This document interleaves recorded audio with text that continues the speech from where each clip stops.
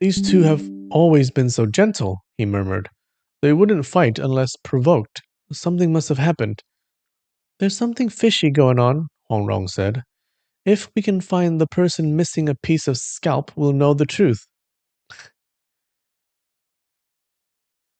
Yeah, let's go find the missing scalp person.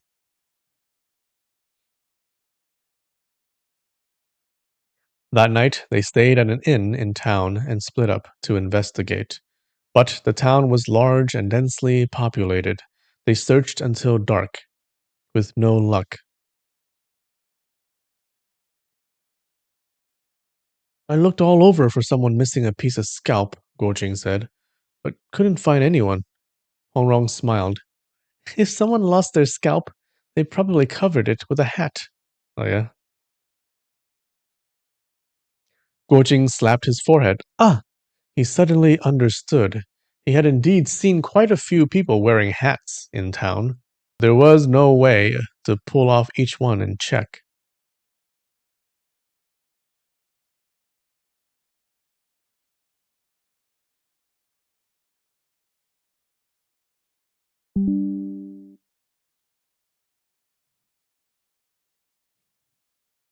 Hmm.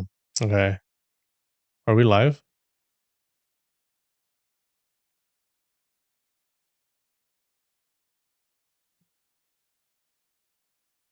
Do, do, do, do, do.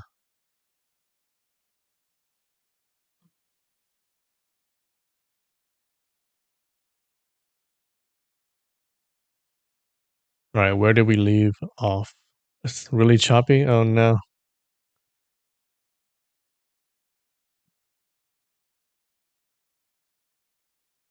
Don't know what's going on.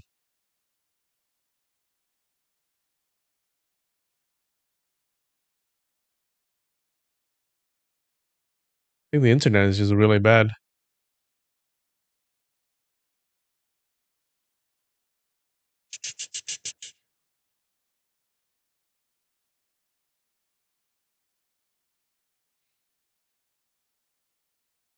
Is my laptop trying to run an update?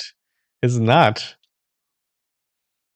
but it's doing a lot of stuff. I don't know what it's doing. The fan is running. Hold on. Do, do, do, do, do, do, do. What are you doing? What are you doing?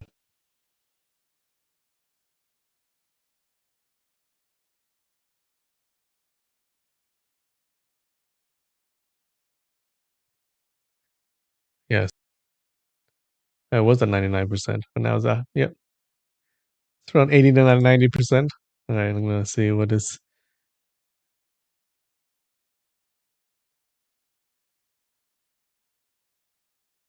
using so much CPU.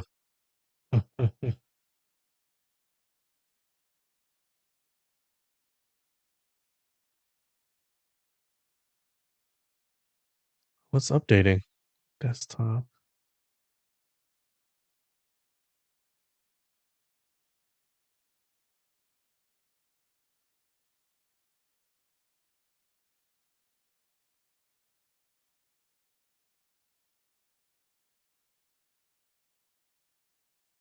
I don't even know if I'm still online. Dun, dun, dun, dun, dun.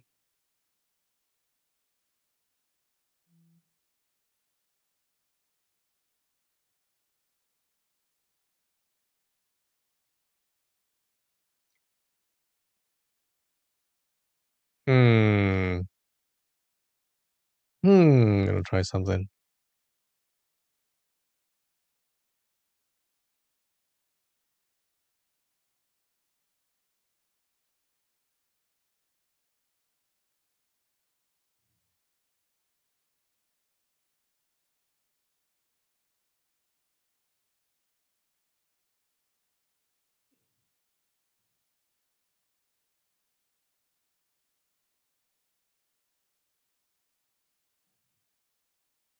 Do, do, do, do, do, do, do. It's really laggy.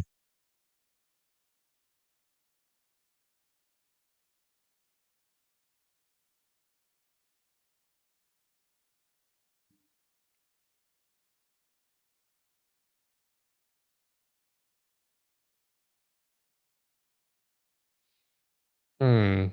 Can y'all hear me? Am I still up? Am I still alive?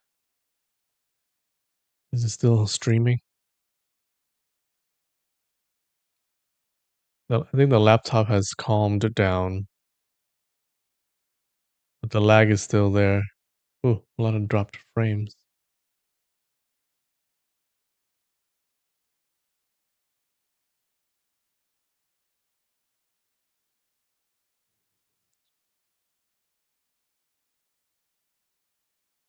Hmm.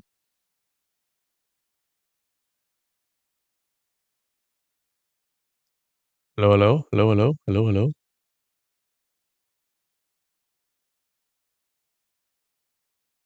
You're here? Is it still choppy?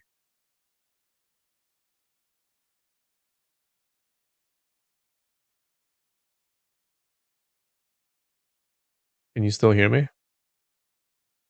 Hi.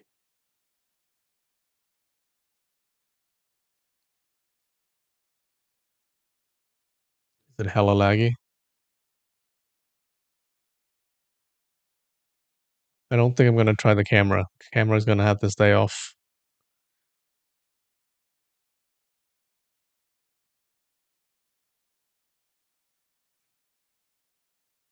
Doesn't seem choppy, still no camera. Okay. If it doesn't seem choppy, oof,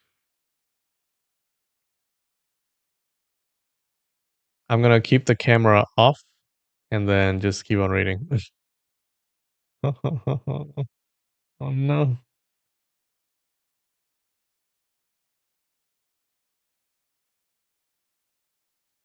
Okay. We'll see how it goes from there.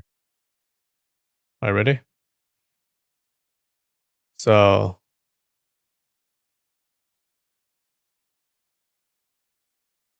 where were we? So we stopped looking for the people with missing scalps or one person.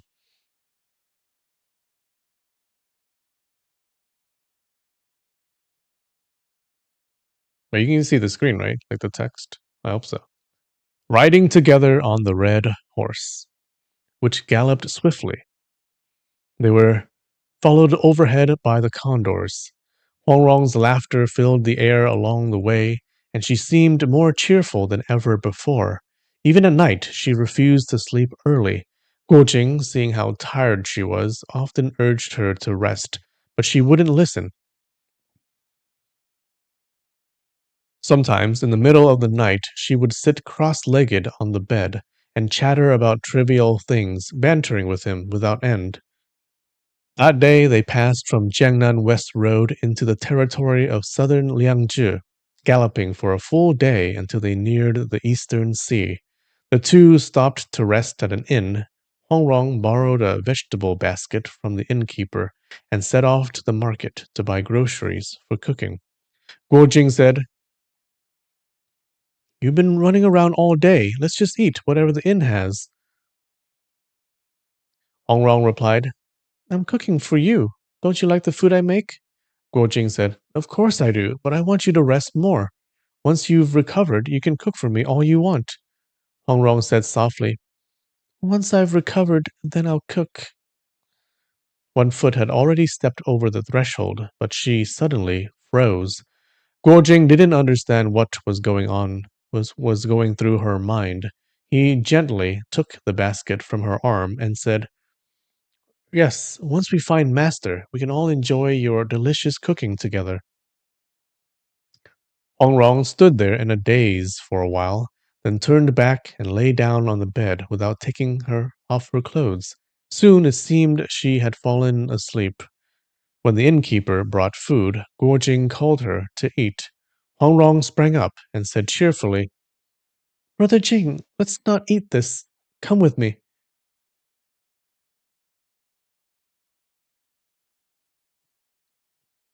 Guojing followed her as she left the inn and walked toward the town. Hongrong picked out a large household with white walls and a black gate. She circled to the back wall and leapt into the courtyard. Guojing didn't know what she was up to, but followed her in. Hongrong strode straight into the main hall, where lanterns blazed brightly, and the host was entertaining guests. Hongrong beamed. Perfect! We found the right place. She walked up with a grin and shouted, All of you, get out! The hall was filled with 3 banquet tables and over 30 guests. They all looked up in shock, seeing only a beautiful young girl standing there, and exchanged stunned glances. Hongrong grabbed a plump guest, hooked his leg with her foot, and sent him tumbling. Still not moving? She laughed. The guests all sprang up, creating chaos. The host shouted, Someone come quickly! What is going on? In the confusion, 2 instructors led over a dozen servants, wielding knives and clubs as they charged in. Hongrong met them smiling. In just 2 or 3 moves, she had knocked both instructors down and snatched the steel saber, swirling it into a blur of white light as she feigned a fierce charge. The house servants cried out and fled in panic, scrambling over one another.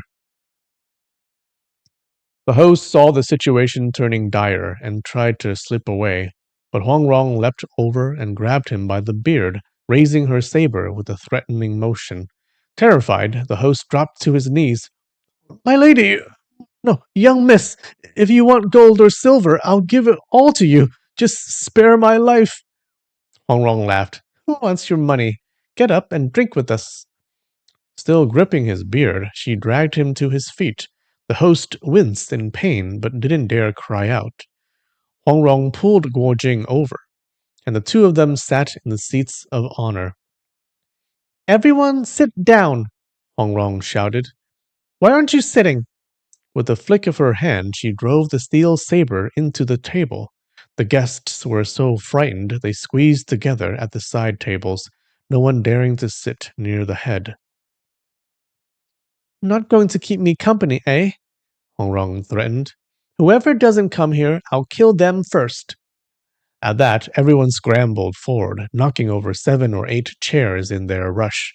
Hongrong scolded. What are you, toddlers? Can't even sit properly? After some shoving and confusion, the guests finally settled into seats at the 3 tables. Hongrong poured herself a drink and took a sip. She turned to the host and asked, Why are you throwing a banquet? Did someone in your family die? The host stammered, I had a son late in life. Today's his 1 month celebration. Just a simple gathering of friends and neighbors. Hongrong grinned. That's lovely. Bring the baby out. Let me see him. The host turned pale, afraid she'd harmed the child, but glancing at the saber lodged in the table, he dared not refuse. He had the wet nurse bring the baby out. Hongrong took the infant in her arms, examined his little face under the candlelight, then looked at the host and said with a tilt of her head, It doesn't look like you at all. Are you sure it's yours? The host trembled all over, clearly embarrassed. Yes, he replied. But whether he was confirming the child was his or simply agreeing with her, no one could say. The guests all found this funny but didn't dare laugh. Hongrong took out a gold ingot from her pocket and handed it to the nurse, returning the child to her. A little gift, she said, from his grandma.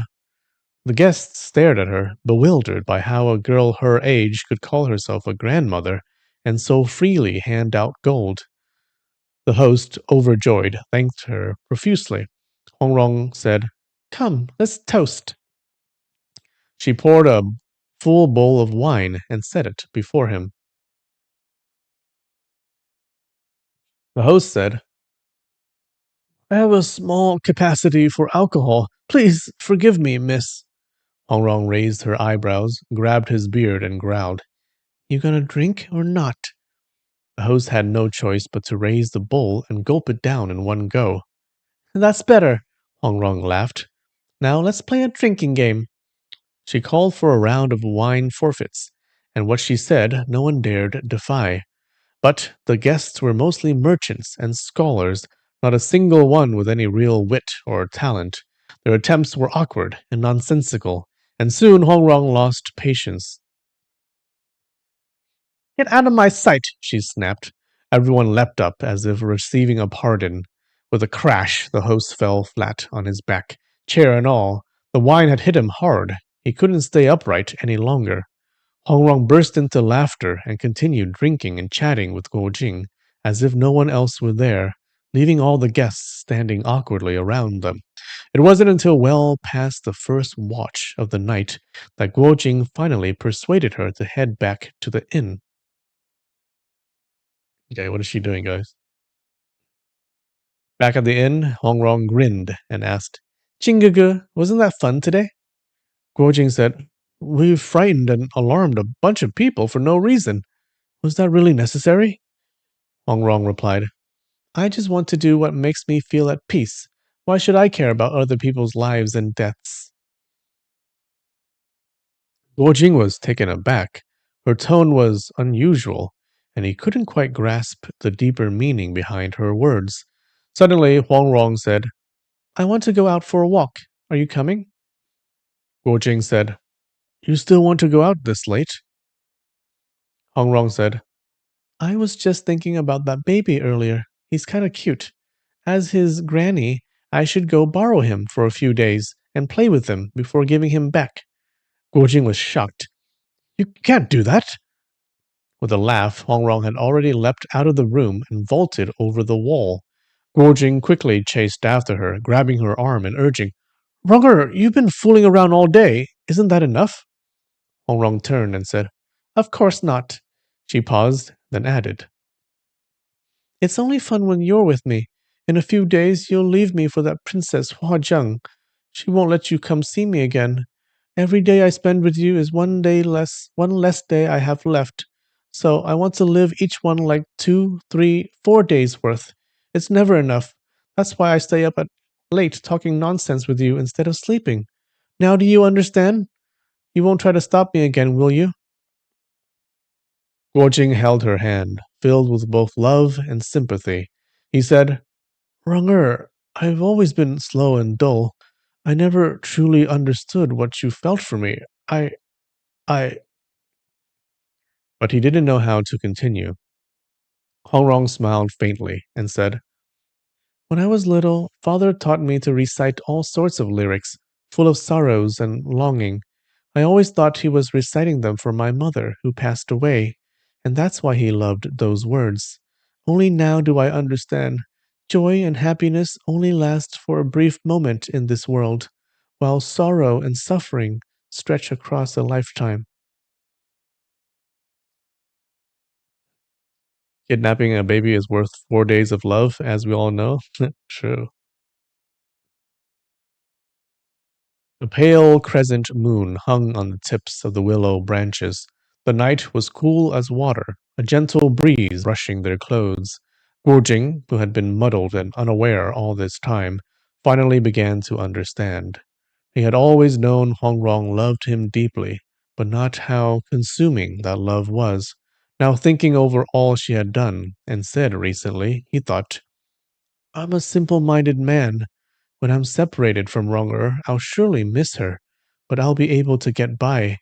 But her? She'll be alone on Peach Blossom Island with only her father. Won't she be terribly lonely? Then another thought struck him. Her father is old.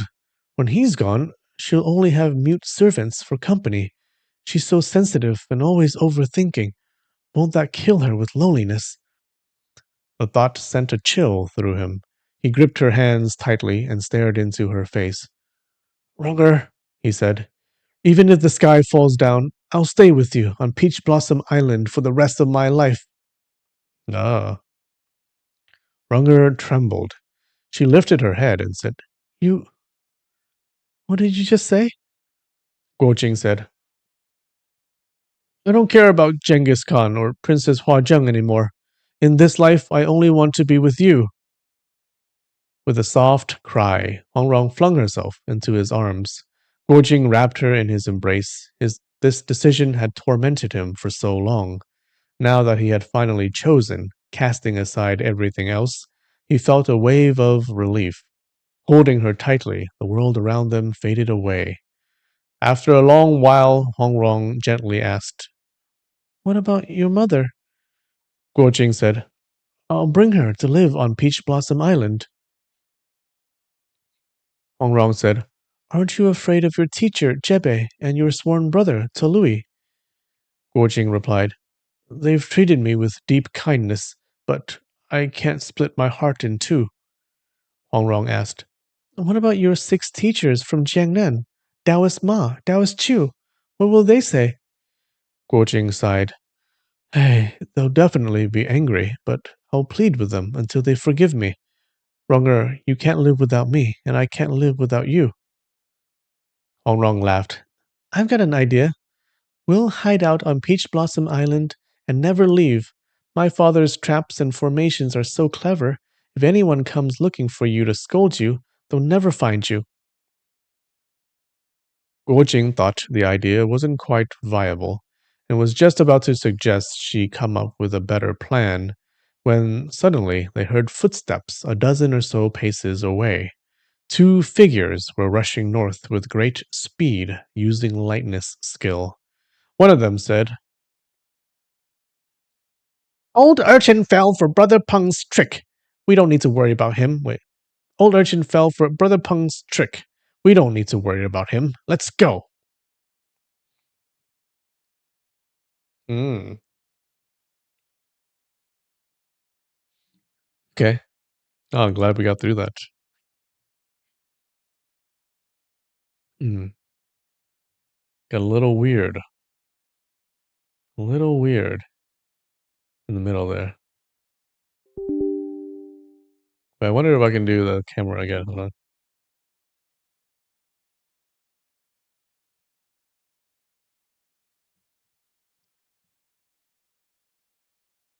How did you guys like that chapter? Okay. Let's hope this sticks. We only need it for a few minutes.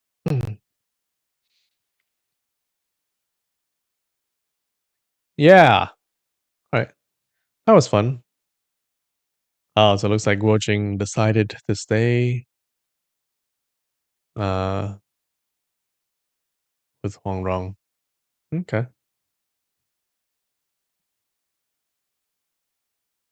Yeah, the Mongols will be pretty unhappy.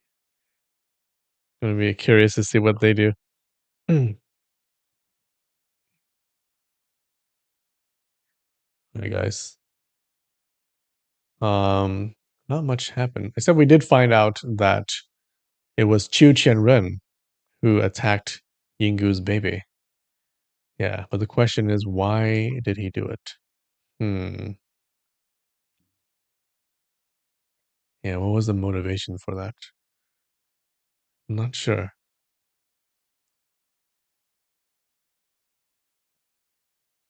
All right, guys. I think that's good. Mm, mm.